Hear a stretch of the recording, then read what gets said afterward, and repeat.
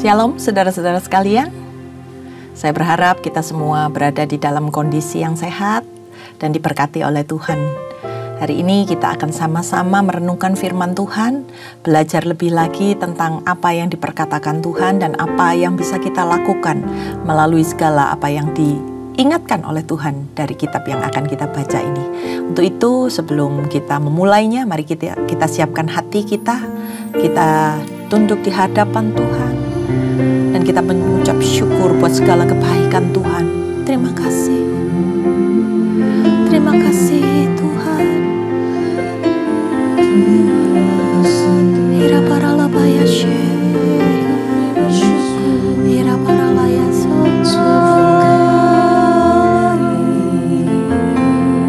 Kami terima segala berkat daripada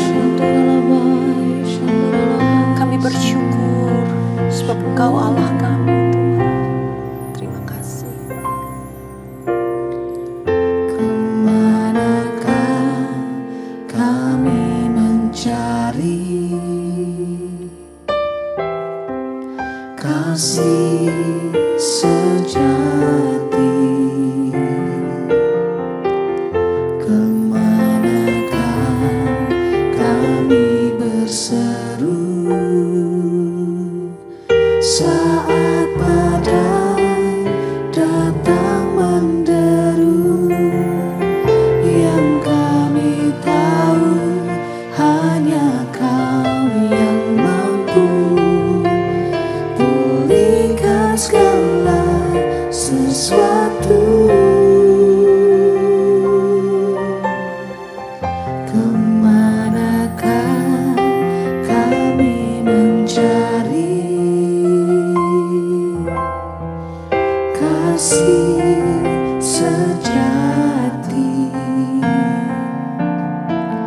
Kemanakah kami berseru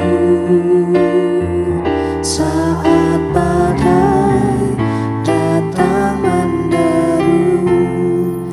Yang kami tahu hanya Kau yang mampu pulihkan segala sesuatu. Kami perlukan keajaiban-Mu. Kami butuhkan sentuhan tangan-Mu. Kami tak dapat jalan sendiri. Kami perlu Kau, Tuhan.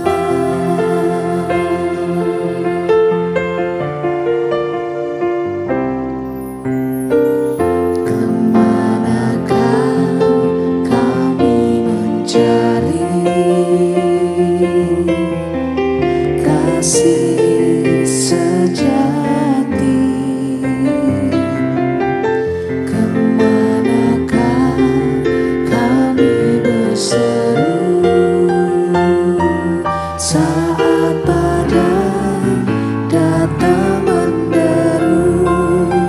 Yang kami tahu hanya Kau yang mampu pulihkan segala sesuatu. Kami perlukan keajaiban-Mu. Kami butuhkan sentuhan tangan-Mu. Kami tak dapat jalan sendiri.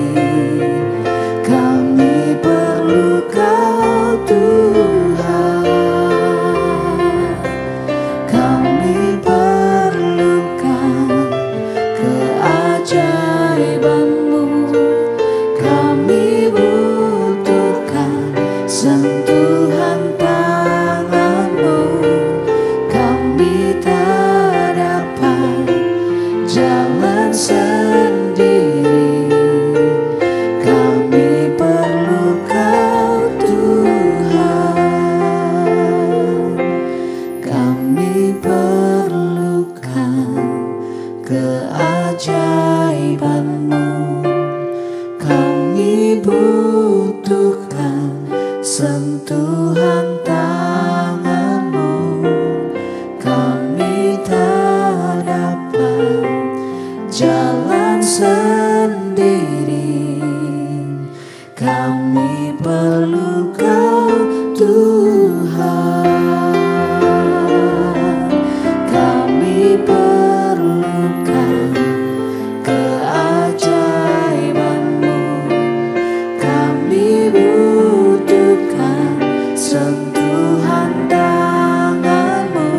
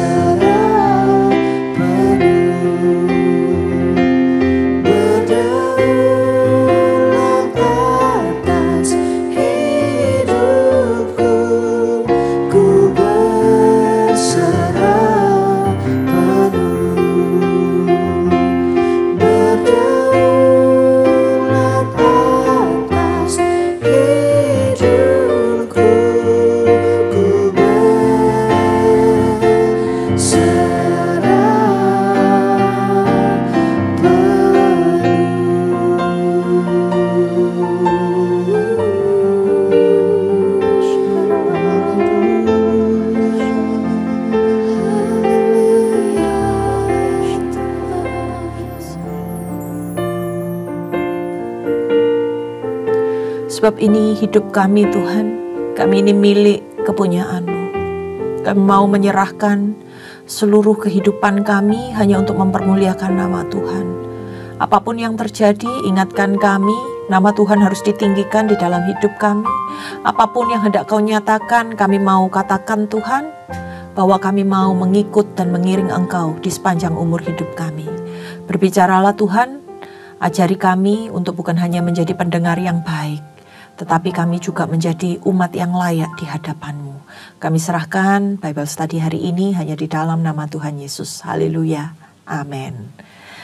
Baik saudara-saudara, kita masuk di Yeremia yang ke-8. Nah, di Yeremia yang ke-8 ini menyampaikan sebuah nubuatan sebagai akibat dari kedegilan hati bangsa Israel pada masa itu.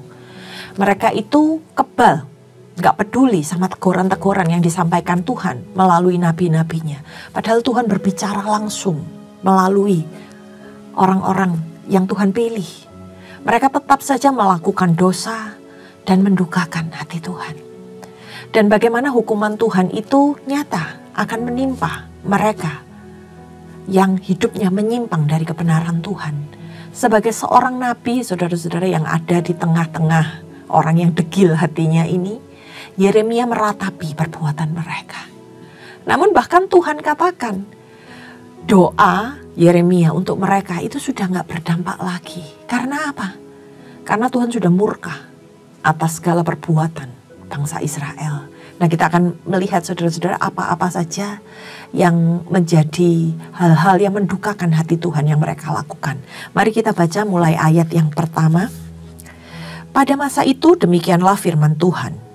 Tulang-tulang raja-raja Yehuda, tulang-tulang pemuka-pemukanya, tulang-tulang imam-imam, tulang-tulang nabi-nabi, dan tulang-tulang segenap penduduk Yerusalem akan dikeluarkan dari kubur mereka dan diserahkan di depan matahari, di depan bulan, dan di depan segenap tentara langit yang dahulunya dicintai, diabdi, diikuti, ditanyakan, dan disembah oleh mereka. Semuanya itu tidak akan dikumpulkan dan tidak akan dikuburkan. Mereka akan menjadi pupuk di ladang. Tetapi semua orang yang masih tinggal dari kaum yang jahat ini akan lebih suka mati daripada hidup di segala tempat kemana aku mencerai beraikan mereka. Demikianlah firman Tuhan semesta alam. Wow, saudara-saudara, ini ngeri banget ya saudara-saudara. Dikatakan di ayat ini bagaimana mereka akan mengalami penderitaan yang amat dahsyat sekalipun mereka sudah meninggal. Karena apa? Tulang-tulang mulai dari raja-raja, pemuka-pemuka agama pada waktu itu, imam-imam, nabi-nabi, bahkan ketika mereka mati pun mereka tidak dapat ketenangan. Dikatakan tulang-tulang mereka itu akan dikeluarkan dari kubur dan mereka akan diserahkan, diperhadapkan kembali kepada segala sesuatu yang tadinya mereka sembah. Di depan matahari, bulan, dan tentara langit itu melambangkan apa? Melambangkan dewa-dewa yang mereka sembah. Begitu marahnya Tuhan. Sehingga bukan hanya pada waktu hidup penghukuman itu terjadi di dalam kehidupan mereka. Bahkan ketika mati pun dikatakan mereka akan menjadi pupuk di tanah di mana mereka dibaringkan. Di ayat yang keempat dengan judul perikop dosa dan hukumannya. Engkau harus mengatakan kepada mereka, beginilah firman Tuhan. Apabila orang jatuh, masakan ia tidak bangun kembali? Apabila orang berpaling, masakan ia tidak kembali? Mengapakah bangsa ini berpaling terus menerus? Mereka berpegang pada tipu, mereka menolak untuk kembali. Sebagai manusia, seringkali ketika kita sadar bahwa kita jatuh, maka kita akan berusaha untuk bangun. Ketika kita tersesat, maka kita berusaha untuk mencari jalan kembali. Tapi ini tidak mereka lakukan pada masa itu. Mereka tahu, tapi mereka menolak untuk kembali. Mereka diajak untuk kembali, tapi mereka mengingkari itu semua. Dan mereka tetap berjalan di dalam jalan yang salah. Lalu di ayat yang ke-6 dikatakan, aku telah memperhatikan dan mendengarkan. Mereka tidak berkata dengan jujur, tidak ada yang menyesal karena kejahatannya. Dengan mengatakan, apakah yang telah kulakukan ini? Sambil berlari, semua mereka berpaling seperti kuda yang menceburkan diri dalam pertempuran. Bahkan burung ranggung di udara mengetahui musimnya. Burung tekukur, burung layang-layang, dan burung bangau berpegang pada waktu kembalinya. Tetapi umatku tidak mengetahui hukum Tuhan. Saudara-saudara, ini saking Tuhan marahnya sampai diistilahkan sama seperti burung-burung, saudara-saudara. Di ayat yang ke-6 ke-7 ini digambarkan melalui sebuah kata-kata yang puitis ya, di mana mereka sengaja menghindar dari jalan yang lurus yang Tuhan sudah berikan kepada jalan yang sesat, dan mereka gak mau kembali. Bahkan ketika Tuhan bandingkan mereka dengan burung ranggung, burung tekukur yang tahu kapan waktunya mereka harus kembali, tapi bangsa Israel gak tahu, saudara-saudara. Mereka gak mau kembali. Mereka seperti bangsa yang terhilang dan tidak mau kembali. Kita lanjutkan di ayat yang ke-8. Bagaimanakah kamu berani berkata, kami bijaksana dan kami mempunyai Taurat Tuhan. Sesungguhnya pena palsu penyurat sudah membuatnya menjadi bohong. Orang-orang bijaksana akan menjadi malu, akan terkejut dan tertangkap. Sesungguhnya mereka telah menolak firman Tuhan. Maka kebijaksanaan apakah yang masih ada pada mereka? Mereka ini merasa mereka itu bijaksana. Mereka mengetahui segala sesuatu karena memiliki Taurat Tuhan. Padahal apa yang mereka lakukan tidak sesuai dengan apa yang disampaikan di dalam hukum Taurat. Tidak sesuai dengan kebenaran yang Tuhan mau. Mereka semua dikatakan melakukan kebohongan. Orang bijaksana yang disebutkan ini adalah mungkin mereka sebagai imam pada waktu itu atau ahli kitab yang tahu mengenai hukum Taurat. Tapi mereka pun tidak mau hidup menuruti hukum tersebut. Di ayat yang ke-10 kita baca, sebab itu aku akan memberikan istri-istri mereka kepada orang lain, ladang-ladang mereka kepada penjajah. Sesungguhnya dari yang kecil sampai yang besar, semuanya mengejar keuntungan. Baik nabi maupun imam, semuanya melakukan tipu.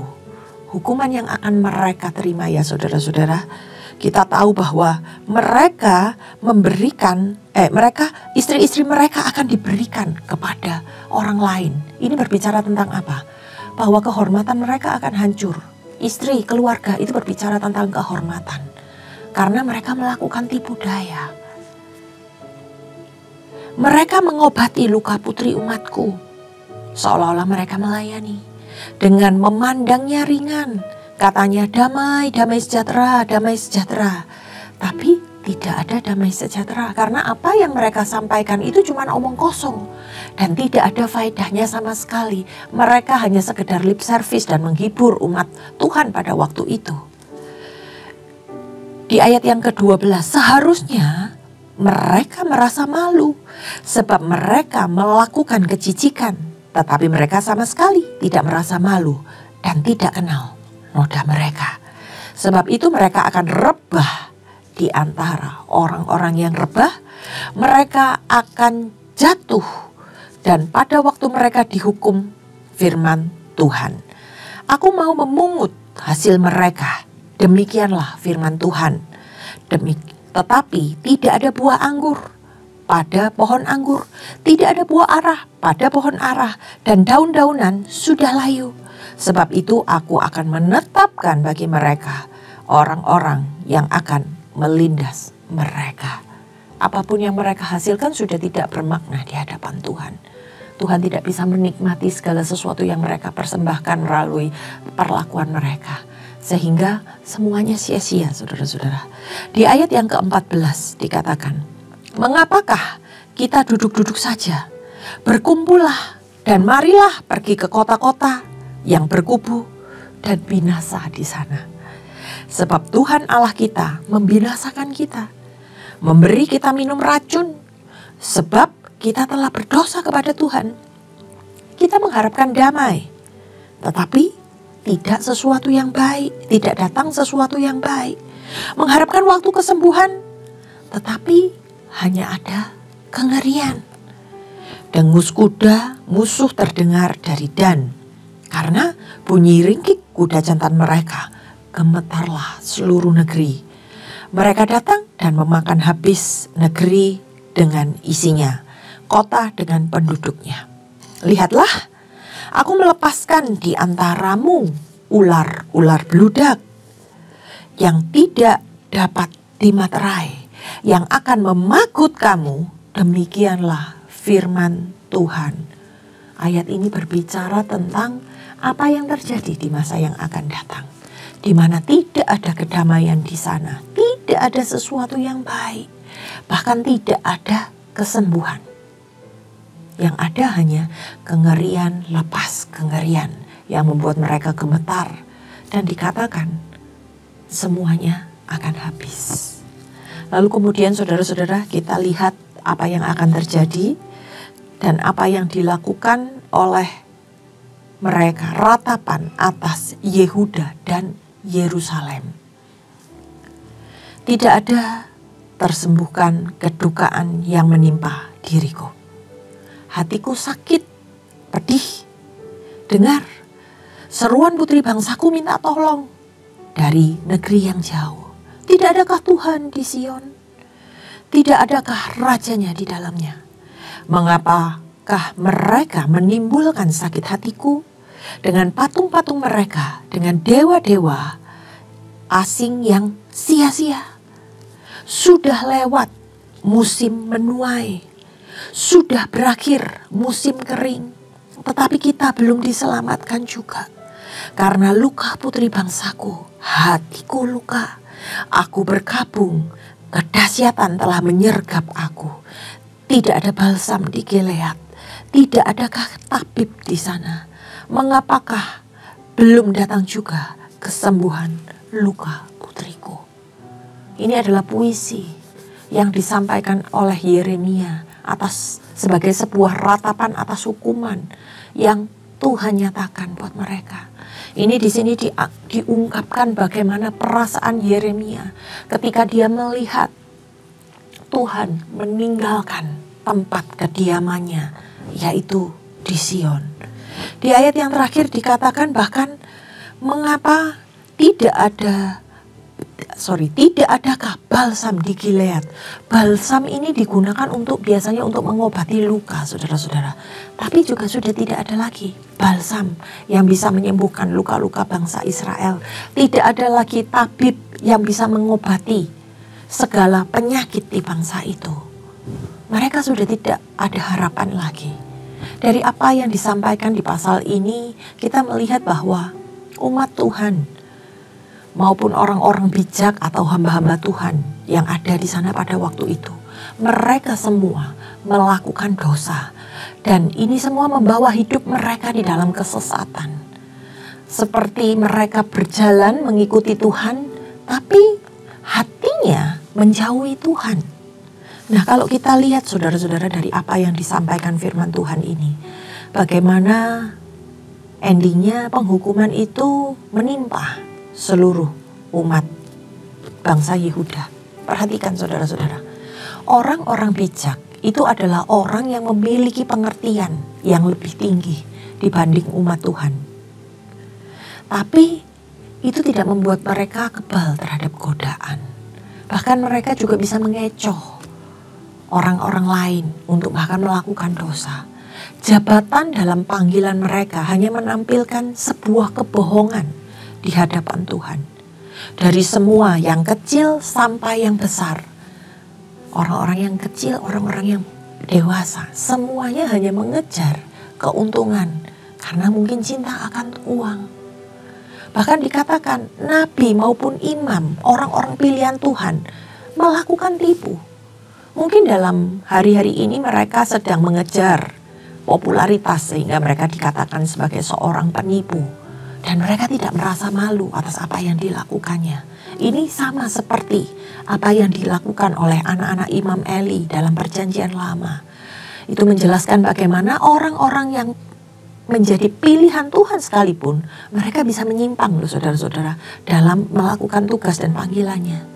Dan ingat, ketika kita dipercaya Tuhan, ketika kita tidak melakukannya, malapetaka itu akan hadir.